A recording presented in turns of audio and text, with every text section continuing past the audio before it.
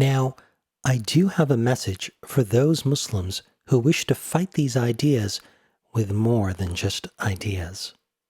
To them, to those of you who believe that violence and threats are the way to respond to ex-Muslims, I have this to say. If you're about to threaten or disown a family member for exercising their human right to religious self-determination, or because they're dating or marrying a non-Muslim, then you should think again.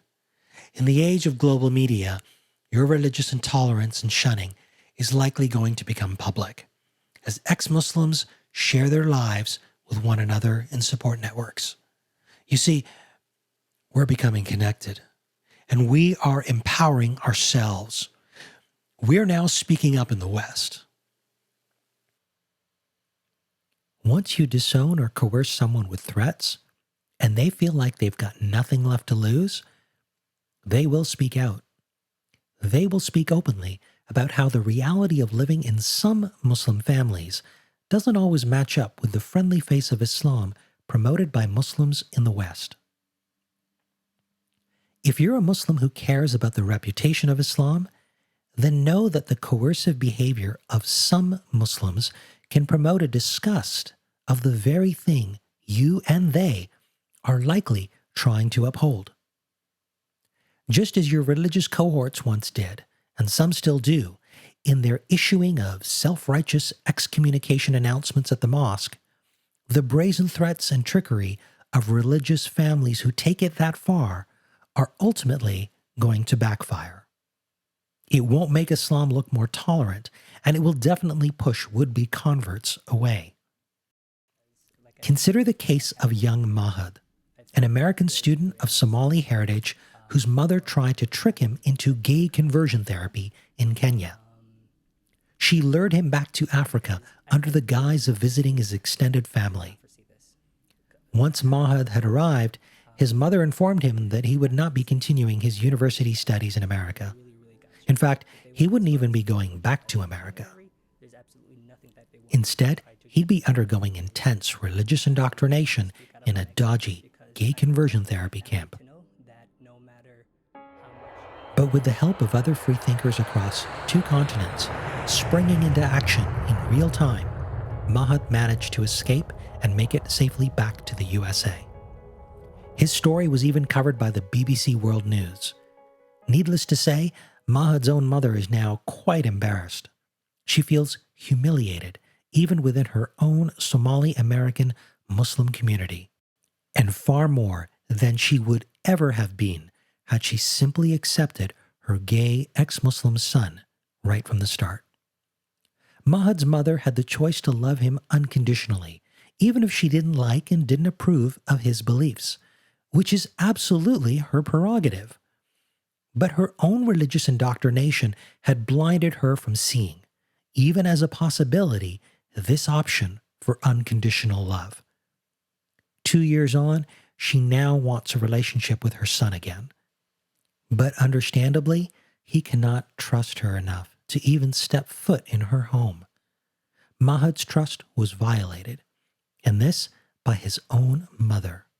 The relationship is irrevocably damaged. Don't let that happen to you. Don't let that happen to your family. If you disown a family member, trick them, punish them, or coerce them with violence in the name of religion, your story will be told. If honor is what you're concerned with, know that coercive behaviors will ultimately bring an even greater dishonor to you and your family. With the rise of social media, the ramifications may no longer be limited to just the people that you know at the mosque. Do you really want your neighbors and colleagues to know that you've kicked out and disowned your own flesh and blood simply because they chose to reject the religion which claims that there's no compulsion in religion? What good is no compulsion if you replace it with a heavy-handed dose of coercion and manipulation? So instead, I humbly suggest that you preempt all of this. Learn to accept that the world is changing and that your family members still love you. You can still be a big part of their lives, but only if you're willing to love and accept them as they are, without religious preconditions. Love and support them, even if they make choices that don't fit into your ideal prescriptions for living. Don't just say the words, live them. For you, your religion, and for me, mine.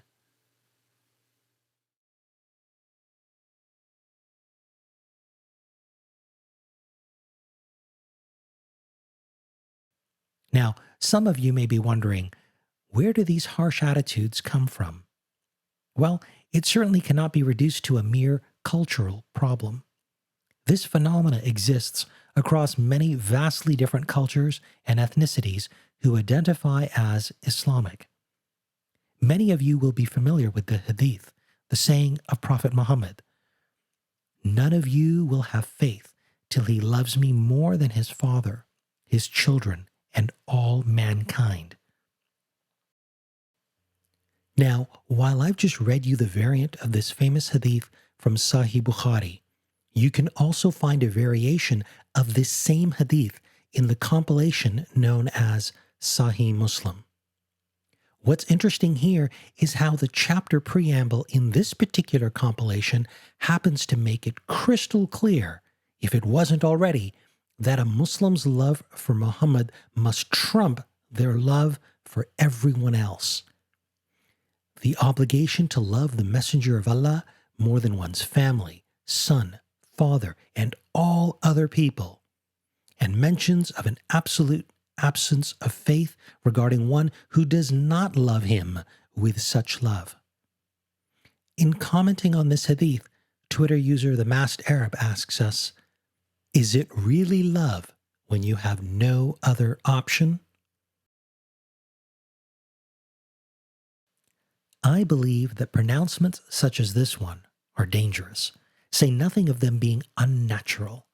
Such hadith place religious affiliations and religious goals over and above the acceptance and love that nature has endowed in all of us, towards our children, siblings, and parents. It's time to reject this hadith and all of the cultural baggage that goes with it. Religious communities are famous for naming and shaming people who fall out of line. But we shouldn't name and shame the ones we love for exercising their personal religious beliefs within the sphere of their own lives. When religion can be a personal matter that doesn't place religious expectations on others, we can all live in harmony. It's called live and let live. Former believers will, however, share their heartfelt stories of rejection, ostracization, and worse. Sharing experiences helps to build awareness that in the name of religion, in the name of Islam, such destructive behaviors do still persist. This isn't something that just happens in Sudan or Iran or Saudi Arabia.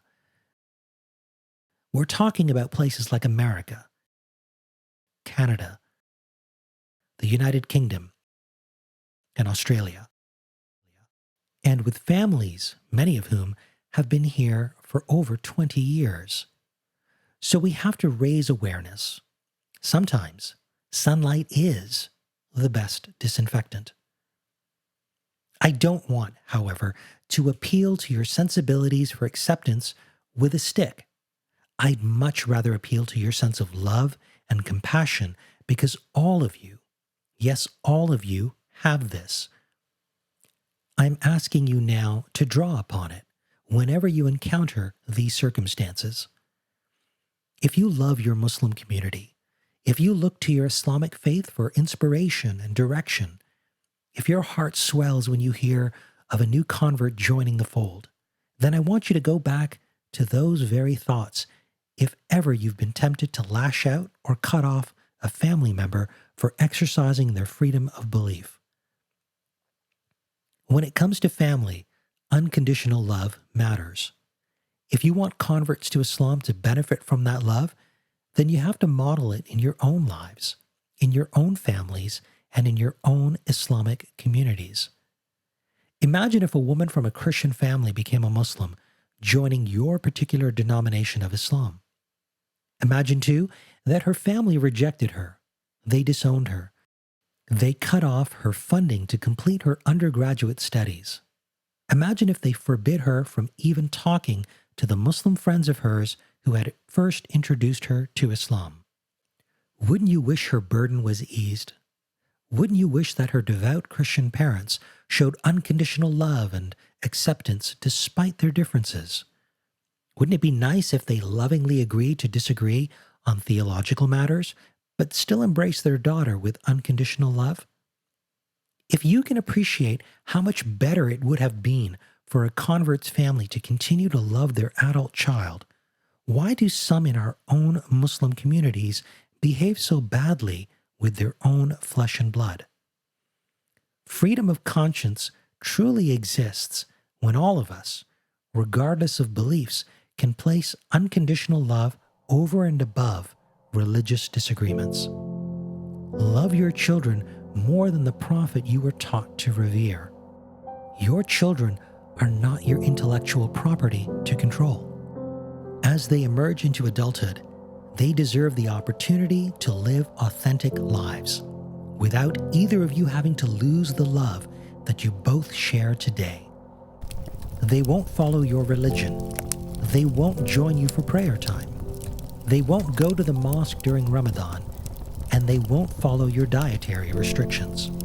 They won't marry whom you choose for them, and they will need to explore philosophy, health, and relationships in their own way to find fulfillment and congruence for their own lives. To close this segment, I'd like to read for you a short excerpt from the writings of Khalil Gibran, the 20th century Lebanese author and poet who wrote the timeless classic, The Prophet. His thoughts on children are very much worthy of our reflection. And a woman who held a babe against her bosom said, "Speak to us of children." And he said, "Your children are not your children. They are the sons and daughters of life's longing for itself. They come through you, but not from you. And though they are with you, yet they belong not to you. You may give them your love, but not your thoughts, for they have their own thoughts. You may house their bodies, but not their souls, for their souls dwell in the house of tomorrow, which you cannot visit, not even in your dreams. You may strive to be like them, but seek not to make them like you, for life goes not backward, nor tarries with yesterday.